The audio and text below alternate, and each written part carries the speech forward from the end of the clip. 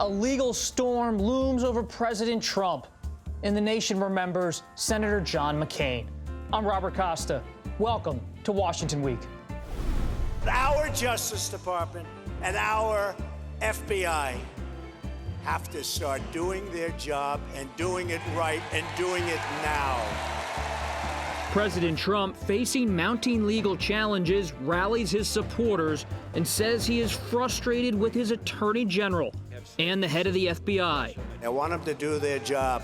I will get involved, and I'll get in there if I have to. In rapid-fire tweets and several interviews, the president lashed out at other targets this week ahead of a potentially stormy season in his presidency.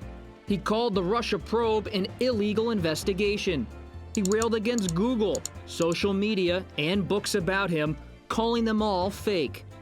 And he downplayed the coming departure of the White House counsel. Don McGahn's a really good guy. Been with me for a long time. Privately before this, he represented me. He's done an excellent job. We make sense of the week. Plus,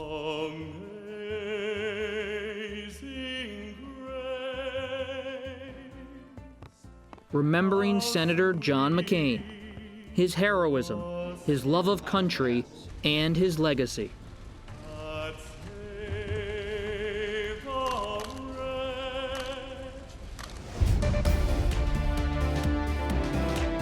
This is Washington Week. Once again, from Washington, moderator Robert Costa.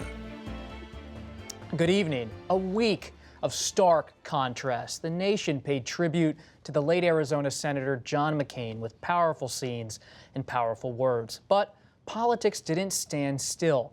President Trump, he continued to lash out at targets old and new. And in the process, he previewed the battles to come this fall. The president's fury with Attorney General Jeff Sessions, it remains. But by week's end, he said Sessions was safe until after the November elections. And ahead of those midterms, the president, he's returning to his core issues, immigration and trade. A vote for Democrats in November is a vote to erase our borders and leave innocent Americans at the mercy of hardened criminals. That's what will happen. We are replacing NAFTA with a beautiful brand new U.S.-Mexico trade deal. While those trade disputes with Canada linger on, the White House is also facing legal headaches. The exit of White House counsel Don McGahn and the ongoing special counsel investigation. Joining me tonight, Yamiche Alcindor of the PBS NewsHour, Mark Landler of the New York Times, Julie Hirschfeld Davis of the New York Times, and Erica Werner of the Washington Post. Mark, you've been tracking the trade developments all day. And what a change from earlier in the week when the president was touting progress with Mexico, trying to rewrite the whole North American free trade agreement. Now the talks have stalled with Canada. Where does the president go from here? Well, I mean, the Canadians will be back in Washington next week to continue the negotiations. So this process, like it often does with Donald Trump, despite these various milestones, it seems to be a sort of a ceaseless, endless negotiation. So that continues. But I think what was telling about the Canadian episode these past 2 days is that even as the negotiators were closeted in a room trying to work out a deal, President Trump was giving an interview to Bloomberg in which he had an off-the-record passage where he basically sounded off on what he really thought about the kind of deal he wanted to do with the Canadians. And he said, there'll be no compromises. I can't say this publicly because they'd be so insulted they'd never agree to a deal. Then those remarks were promptly leaked to the Toronto Star, which is one of the largest papers in Canada, in the 11th hour of this negotiation. And so, again, as always with Donald Trump, the question became, who leaked it? What was the motive? Was someone trying to blow up the talks? And in the end, the talks kind of petered out, not ending entirely, but with a commitment to come back and try again next week. So again, it was the drama of Donald Trump, and it underscored the extent to which he's always willing to make these things personal. He's willing to go with the Canadians, and I'm sure it's going to leave a very sour taste in the mouths of the Canadian negotiators as they go back to Canada and reassess this weekend. Erica, beyond the intrigue of the leak, we'll leave that aside for the moment. What's Congress doing when they watch all of this? The administration says it could pursue a deal on its own with Mexico and leave Canada to the side for the moment. But is that actually possible under the NAFTA agreement? Well, I think that there is some question as to whether that is technically possible, but I do think it comes down to a political question more so than a legal or policy one, in that if Congress wanted to take up a bilateral agreement, they could find a way to do that. But the reality is that they don't. Republicans want nothing to do with an agreement between the U.S. and Mexico that leaves aside Canada. NAFTA knits these three countries together. Republicans think that's been good for the economy for their states. They want Canada in, so they are not going to pass a bilateral agreement. And the reality is that even a trilateral agreement is not going to pass this year. There's just not time under fast track with the midterms. But what some Republicans will tell you is that given the pain that Trump's trade policies have exacted on farmers and others in Middle America, they want to be able to show some progress. And so that announcement of a deal, however kind of fleeting or perhaps non-existent in the end, it is in fact progress that they can point to politically. When we think about why the president is making these decisions, you often think about the political dynamics around them. And you look at the most recent polls, and disapproval of President Trump is at a new high, according to a Washington Post ABC News poll that was released on Friday. The national poll found 60% of Americans now disapprove of Mr. Trump's job performance, and 36% of Americans approve. His support among Republicans remains strong at 78%. Yamiche, is the president not only trying to rally his voters here, but also reassure voters in the Midwest and the Northeast, farmers, manufacturers who may not like where he's going on trade? Well, I think that the president wants more time to try to keep this promise that he made on the campaign trail. In city after city, he stopped by and talked to people and said, I'm going to get your job back. I'm going to get these factories that were closed back. And I should say Bernie Sanders on the other side was almost making the exact same pitch on the trail saying NAFTA was a problem and that it hurt America. So President Trump, I think, wants to get some sort of deal done because there are all these people that are looking at him saying, are you going to actually get this done? When I go to the approval ratings, I think about the fact that at the end of the day, Republicans still support him. Now, that might be because there's a smaller number of people who consider themselves Republican. Americans are increasingly getting independent. But the fact that we've seen all these guilty verdicts and guilty pleas, and I've been out reporting, talking to Trump supporters, they're all still with the president. And the majority of them say until the president's actually convicted, until there's actually concrete evidence that the president committed a crime and he's going to be charged for it, they're going to stick with him. Why is that? Why are the voters sticking with him, Joy? You've been tracking the president all week. He's railing against the media. He's saying, you can only really trust me. What's the view inside of the White House about how they have to handle all of this? Well, I think they feel like they have no choice other than to do what is the president's instinct, which is to double down, to become more intense about his complaints about the press, about his complaints about his own Justice Department, as we heard just this week. I think Yamiche is right. Clearly, his core supporters are staying with him, but I think the bigger issue, both for him and for Republicans in the midterm elections looking forward here just a couple of months, is that what really appeals to people, and not just really conservative Republicans and populists who are the ones who will never desert him, is what appealed to some independents, what appealed to even to some Democrats who voted for Barack Obama, was him being willing to say, these trade agreements don't work. This is not doing any good for you. I'm the one who's going to get in there and say, I won't have it anymore. I don't want to deal with the Canadians. This is not fair to us. They liked that, but what they're not seeing is the result. What is he doing about it? What agreements is he going to be able to strike that's an alternative that's going to be good for Americans? And until they start to see that, I think you're going to see more and more of those poll results that you talked about in terms of the majority of the country feeling like he's not delivering. And so much of this is, you have the Mueller cloud hanging over all of it. So the news today is really that news wasn't made. Robert Mueller, the special counsel, didn't issue his report. And so now you wonder, if you're the White House or if you're an American voter, does that report on the president's possible obstruction of justice, on his conduct, does that now wait until after the midterm election? Well, I think to some extent this Labor Day milestone, that Mueller was either going to act before Labor Day or keep his silence till November 9th, perhaps that was a little artificial, and maybe we all spun ourselves up a bit around that.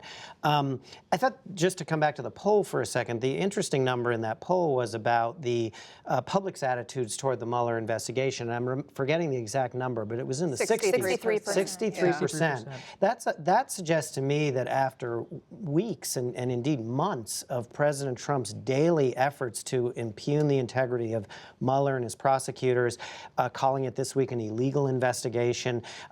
It's clear to me he hasn't made as much headway, perhaps, as he hoped in discrediting this effort. And the other number that jumped out in that poll was 49% of people were in favor of impeachment proceedings. Also, I thought a rather high number. I was surprised by that, and a number that would no doubt put pressure on Democrats were they to take the House in the fall.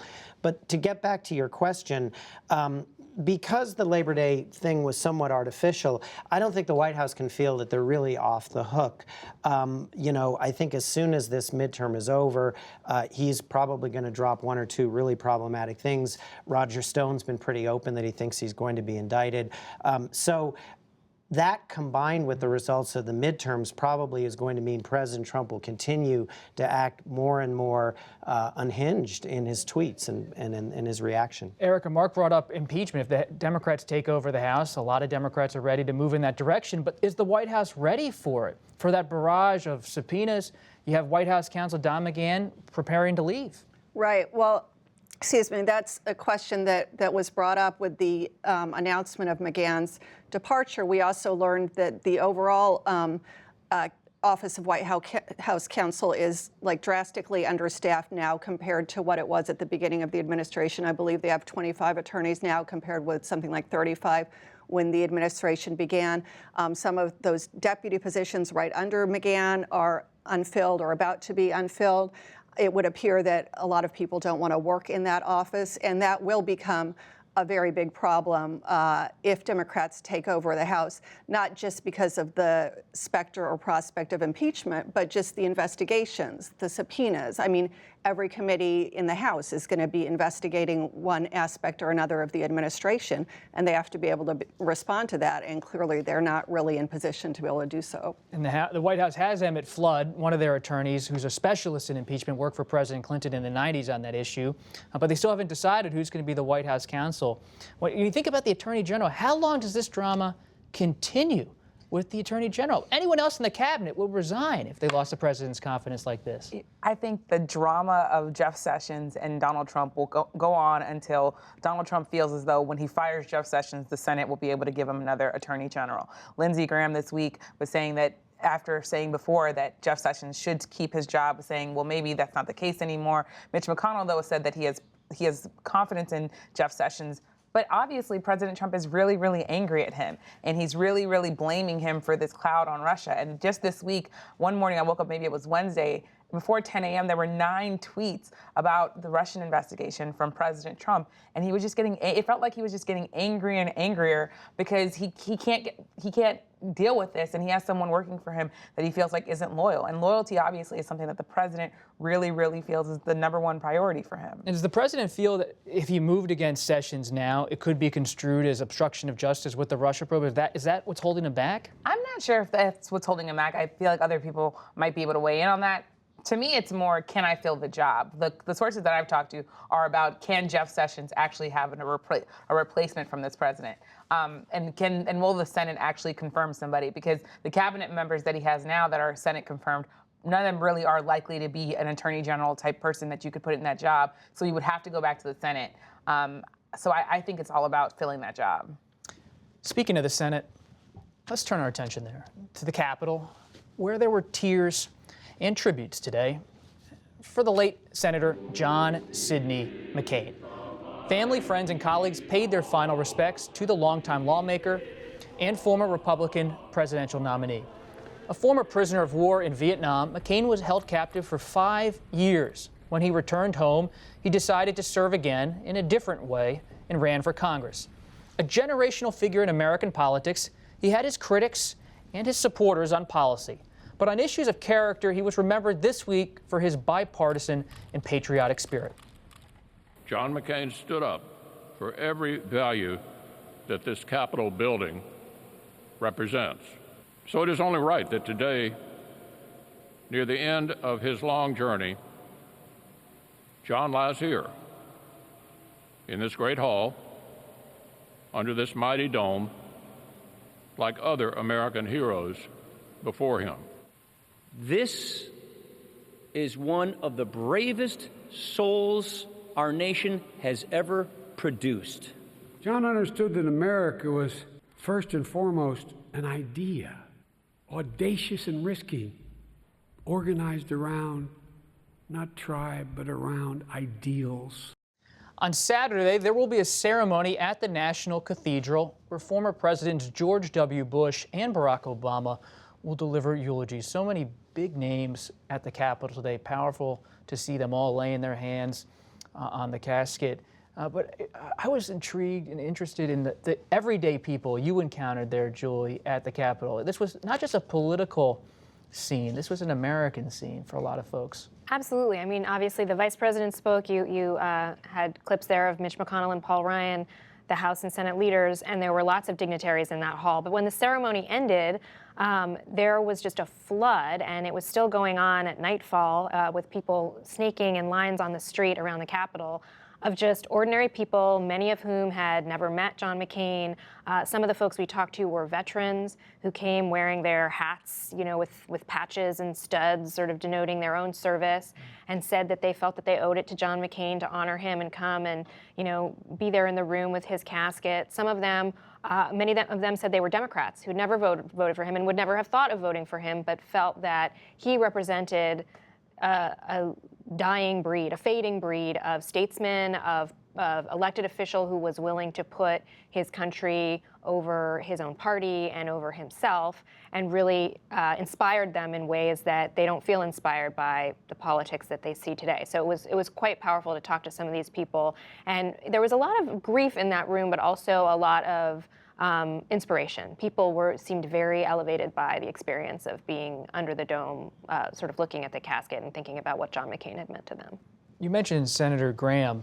Who's going to actually fill the role McCain leaves now? That maverick role, sometimes challenging the president. I know that Senator Graham's become close with President Trump, but just that kind of figure on the American political scene, if anyone.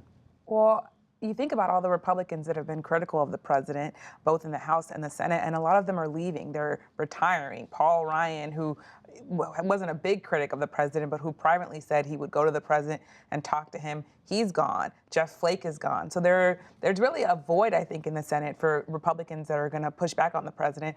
But if Mitt Romney comes to the Capitol, that could be someone who was a voice, obviously, during the campaign. Mitt Romney had that really famous speech where he laid out why President Trump would be bad for this country. He then went back and was seen dining with the president, trying to get a job out of the president. But if he comes to the Capitol and he's Utah's senator, he might be someone who's vocal. What's your thought on what's next in the Capitol in Congress? I mean, I think that's a question that senators have been asked all week and asking each other. And the reality is that McCain just leaves an enormous void, and I don't think that anyone fills it anytime soon. It's not just a question of who is going to push back on Trump, because perhaps someone can do that. Maybe it will be Mitt Romney. But it's his very unique biography. It's his legislative ability. He is one of those, old bull legislators from that generation of Ted Kennedy and others. And that's why I think so many people poured out to the Capitol today from all over the country to pay their respects. And there was a lot of sadness in that people feel like he is passing and that something is leaving with him that is not going to be replaced. You've been a reporter on foreign policy and national security for a long time. A complicated legacy on those fronts for Senator McCain. Well, yeah, to be sure. I mean, he was an avid and defiant supporter of the Iraq War and never apologized for that. He was always extremely hawkish. He was, remember the famous bomb Iran, thing that probably wasn't featured that much this week. So that was on the sort of that side of the ledger. On the other side of the ledger, he was a tireless traveler around the world. He had his own relationships with world leaders. Probably no senator had that kind of stature. Perhaps Joe Biden came close overseas, and that deep a knowledge of America's relationships. And again, just keeping with the theme of something's leaving with John McCain, here we are in an era where our alliances are coming under pressure. Canada and other countries are wondering about their standing with us in our relationships. John McCain embodied all of the post-World War II liberal international order that the United States built. He was really a symbol of that, and he worked hard at preserving and building that up. And again, you have to ask, who picks up that important work and keeps going, if not John McCain? Biden is certainly one, but he's older now too. So the question is, who are the next generation of American statesmen? And it's not at all clear. And President Trump, his tensions continue with the senator, even in death, for Senator McCain. There was this skirmish earlier in the week about whether the flag was at half-staff or not at the White House. What did this week reveal about the president and how he handles these kind of things? Well, what I found striking was not only the fact that John McCain had clearly made it clear before his death that he didn't want President Trump to take part in the celebrations of his death and his life and his legacy, but that President Trump himself seemed to have no interest in taking part in that himself, which is a rare thing to see in a president. Generally, we've seen presidents who embrace it as a key part of their role, that when the nation is grieving, when the nation is reflecting on what it means to be an American, the president is leading that and wants to be in that conversation. President Trump had no interest in being in that conversation, and even though ultimately he did issue a proclamation to keep the flag lowered, and he said, I think he respects the senator's service, he couldn't bring himself to praise John McCain at all this week. And that is really quite something. And I think that is one of the things that all the people, both the elected officials, cabinet members, and ordinary people in the Capitol today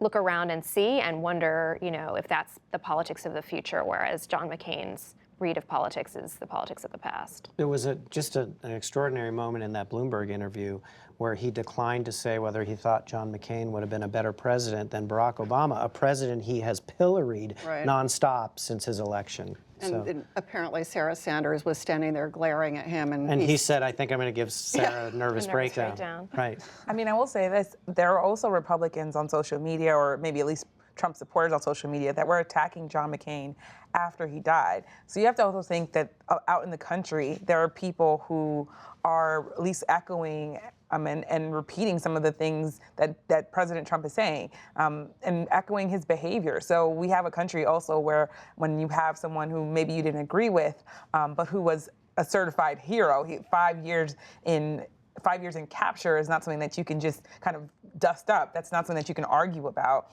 And people online were still attacking him for that. So not only was the president somewhat problematic in his responses, but there are Americans out there that were problematic too. And there's a difference in how people approach these issues. I mean, you talked about President Trump.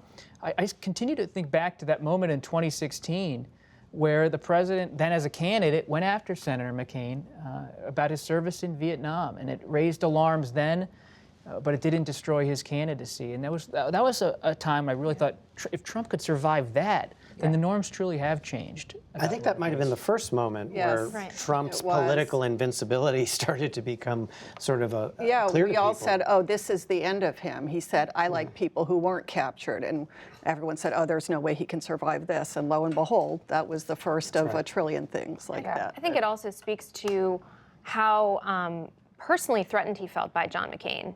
Just the fact of John McCain and his biography, the fact that he is a war hero, the fact that McCain represented, I think, to him, all the things that he wanted to define himself as against. And, this was a way of sort of trying to cut with the establishment, and I'm not part of that, and I don't want any part of that. I think it was also partly a response to the fact that there was a portion of the Republican base that really loved Sarah Palin and didn't love John McCain when he was running for president. And that was the segment of the electorate that Donald Trump knew that he had to really lock down and ride to victory if he was going to, and that is what he did. When you think about the tensions between the president and Senator McCain, there's also a moment tomorrow when you'll have President Obama and President Bush delivering eulogies. A historic thing to see presidents come together like that. I think it's a historic thing. Imagine President Trump sitting in the White House watching these two presidents who are going to not only eulogize someone who criticized the president, but who are going to be celebrated for what they say. People are going to be talking about Barack Obama's words. People are going to be saying President Bush gave a beautiful eulogy. And then you have President Trump, who's called himself an outsider, but who really wants to be celebrated like Obama and like President Bush.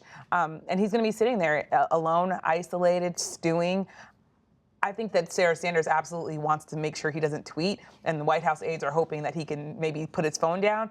But I would be watching his Twitter feed tomorrow, because that's going to be a really tough moment for the president. And also the largeness of spirit that it took for John McCain to ask the two leaders who had defeated him to be the ones who eulogized him. It's just, when you think about Donald Trump in that context, the gap between them, the chasm is so great. It's good. We're going to have to leave it there. We're going to miss seeing Senator McCain in the hallways. Regardless of what your politics are, if you're a reporter, he was someone you always wanted to talk to. Thanks for joining us tonight, and thanks everybody for being here. Our conversation will continue online on the Washington Week Extra.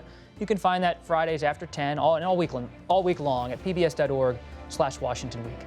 I'm Robert Costa. Thanks for joining us, and enjoy the Labor Day weekend.